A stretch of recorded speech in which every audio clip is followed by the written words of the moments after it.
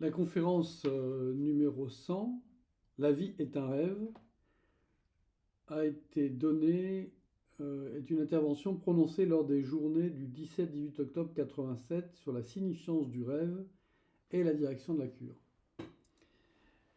Ce qui m'intéresse, c'est de travailler les deux premiers paragraphes de cette conférence aujourd'hui. On va commencer comme ça, on verra ensuite ce qu'on peut en faire.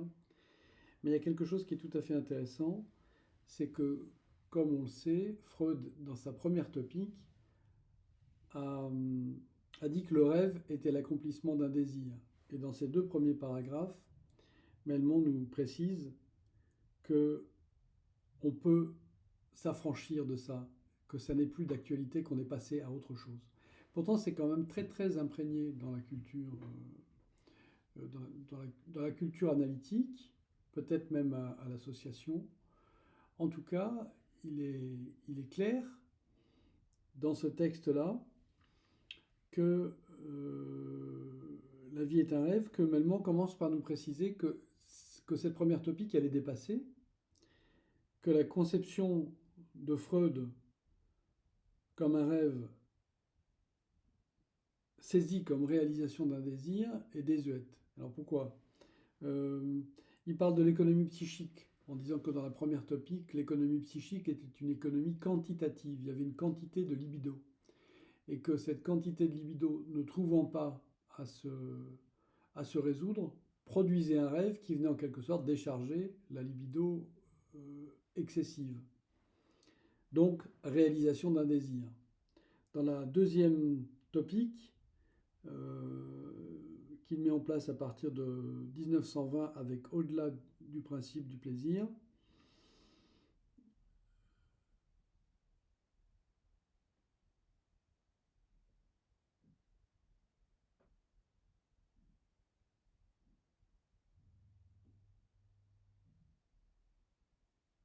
oui, c'est un peu compliqué quand même. La seconde montre que finalement, ce que le sujet cherche, c'est essentiellement, voilà, dans la seconde, dans la seconde topique, Freud au travail avec ses patients se rend compte, ou en tout cas présente, que ce que cherchent les patients, bon, je vais dire ce qu'écrit Manon. La seconde topique semble montrer que finalement, ce que le sujet recherche, c'est essentiellement à répéter le traumatisme inaugural. Non pas à trouver du plaisir dans ce qui serait l'écoulement d'une quantité, mais répéter un traumatisme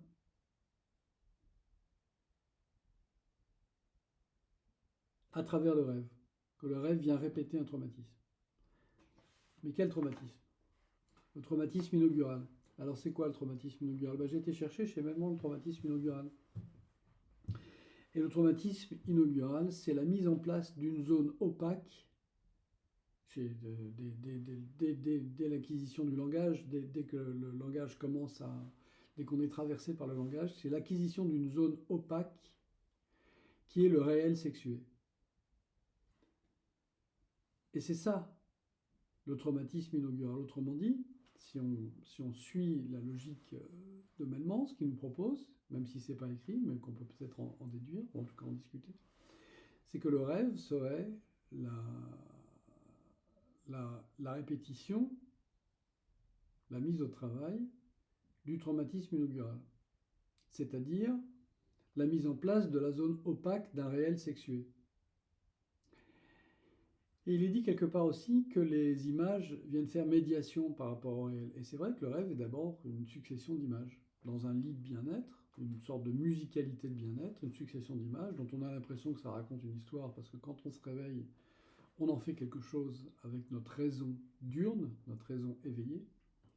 Mais il est probable que la succession des images du rêve n'est qu'une succession de tableaux qui n'ont pas d'autre logique que celle de l'inconscient, c'est-à-dire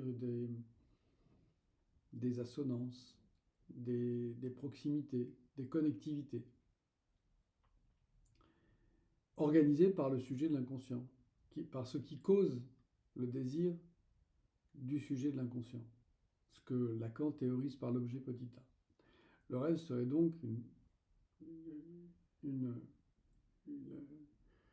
bon, on va laisser ça de côté. Mais en tout cas, ce que dit Melman, c'est que le rêve, dans la seconde topique de Freud, et c'est ce que Melman analyse ce que propose Freud en disant que la deuxième topique, c'est la perception du rêve comme étant la répétition traumatique du traumatisme inaugural, qui est la mise en place d'une zone opaque qui est le réel sexué.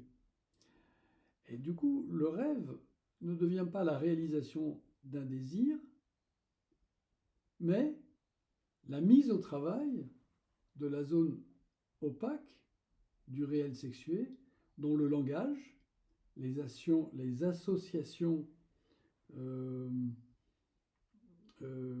oui, alors je l'ai ici en fait, il faut que j'y retourne parce que je n'arrive pas à me souvenir de la référence, je vais vous la donner tout de suite.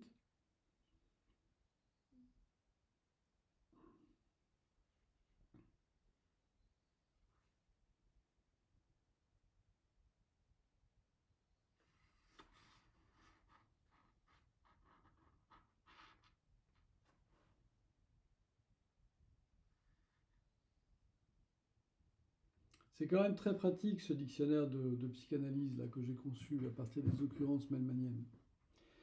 Donc voilà, le jeu métaphoro-métonymique, c'est dans Questions de clinique psychanalytique, le séminaire 85-86. Malheureusement, je n'ai pas la page. Bon, mais enfin, c'est dans Questions de clinique psychanalytique.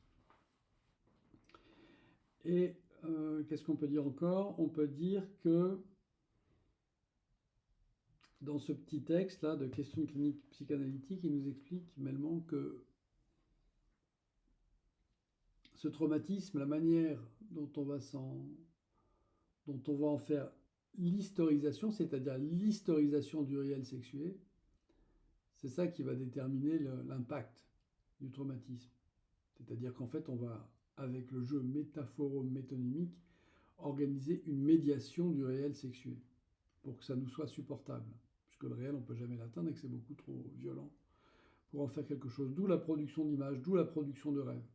Et donc, dans La vie est un rêve, la conférence 100 et dans ces deux premiers paragraphes, on tord le cou à cette première idée freudienne qui est que le rêve est la réalisation d'un désir, pour passer à autre chose, qui est que le rêve est une tentative d'historisation